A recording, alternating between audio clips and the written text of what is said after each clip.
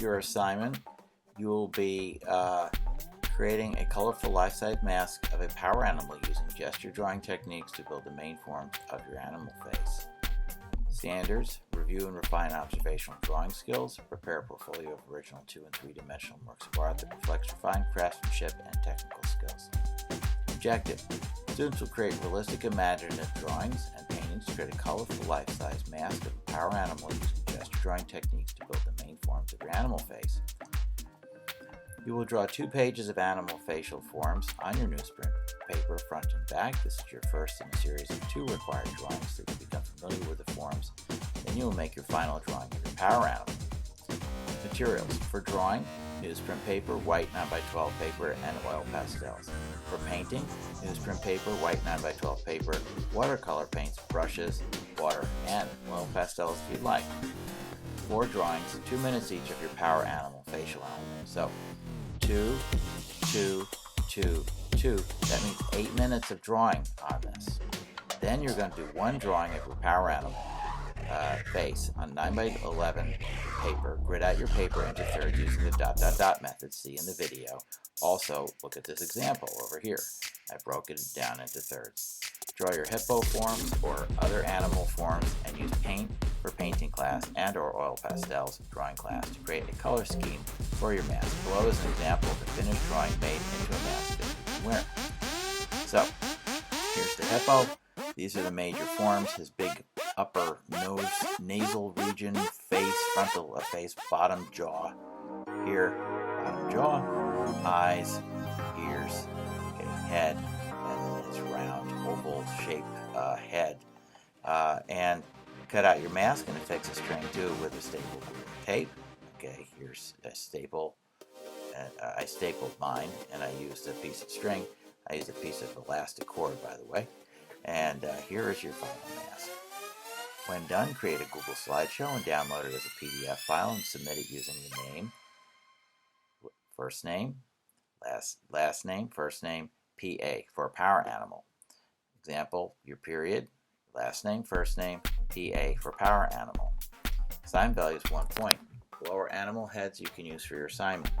You got a hippo, you have an osprey, you've got a Gibraltar macaque, you have Leo, that you have a large lion, male lion, and then you have this other lion, a juvenile lion that you can use, or you can use an elephant.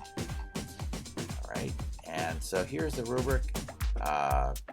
Essentially, proportion and scale. You should have good proportion and scale. Size relationships of objects are close to perfect in relation to objects drawn from observation. That's how you get your full points. Outline, contour, line. The line that separates positive space from negative space is pristine and consistent, establishing no breaks, no additional lines are added with no evidence of erasing. Well, you're going to be erasing a little bit, but you want to go and show that things are broken up into the proper forms and we can actually delineate that and see them. Tone separation. Separation of spaces drastically enforced the color effectively. No tone exists within the positive space. Positive space is pristine. More than 3 tones are used in negative space and they're highly interesting. Now, we come back to over here to my stuff that I've done over here. This is a highly interesting design. You've got a lot of different tones. We're working with purples, and blues, and yellows, and green, and trying to bring it all together so that you've got something really good. And that this separates itself from the other forms. So that's what I tried to do here. So you can see over here, the purple here, this is where his eyes are here. So it separates it, the initial separation over here. We have the ear separating. We got a lot of separation going on. We have his lips, and this is the inside of his mouth. Separation of this form from the mouth, the inside of the mouth. So that's what you want to be looking for whenever you're working on one of these projects. So that's the rubric. Dotting. Method. Okay, so you know where everything's going to go. And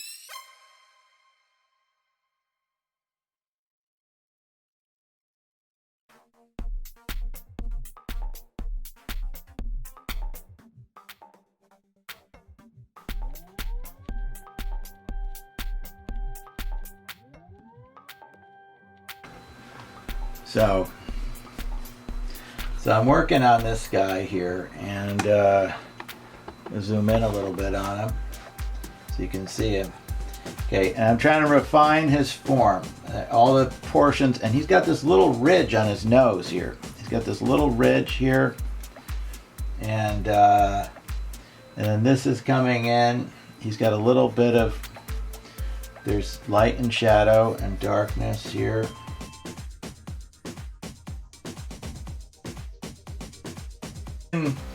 He has his head is, he has this fur coming around, you know, he's like he's looking like a bear actually, but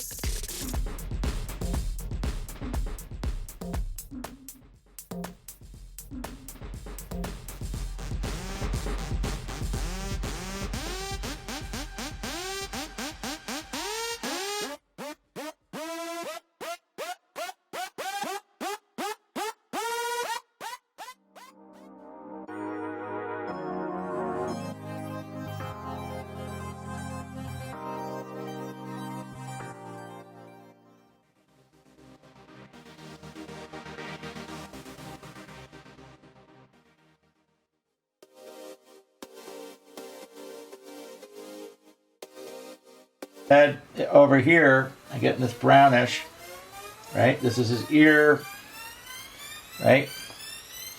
And then I'm working up here. He's got some darker coloration over here.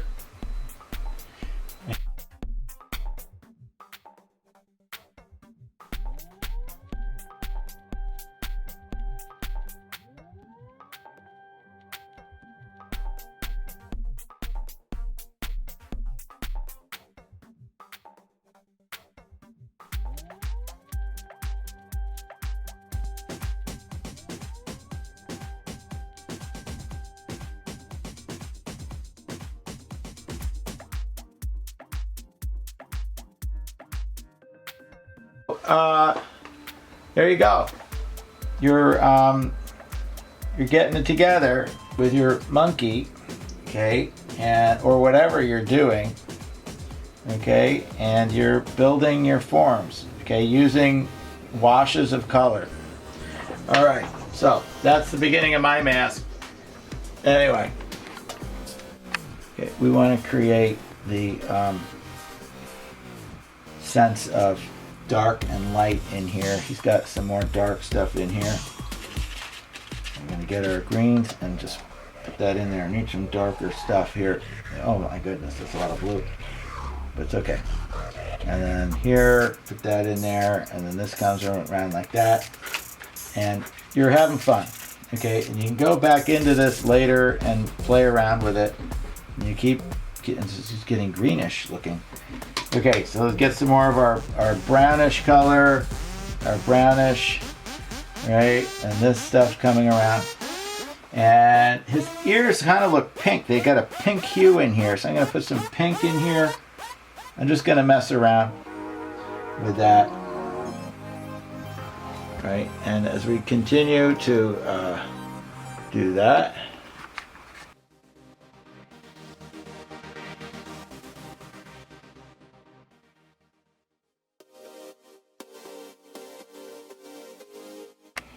okay, so what I'm going to do here is I'm going to cut my hippo out. It's my hippo because it's a mask, right? Now, you will be working with smaller paper.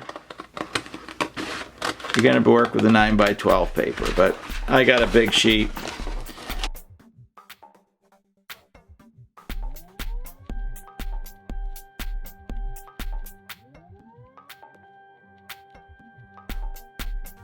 So what I'm doing here is I take my hippo mask and I fold it around my head, and I see that it's right here at my temple and here. And now I know how long this needs to be. It goes to my temple over here, like that, okay? So what I do now is I take my stapler and I'm gonna staple this to here. Okay, so now I have multiple staples in here, multiple staples in here on this side, and now I'm gonna try on my hippo mask. We wanna create a hippo mask that you can actually wear. A very fashionable hippo mask.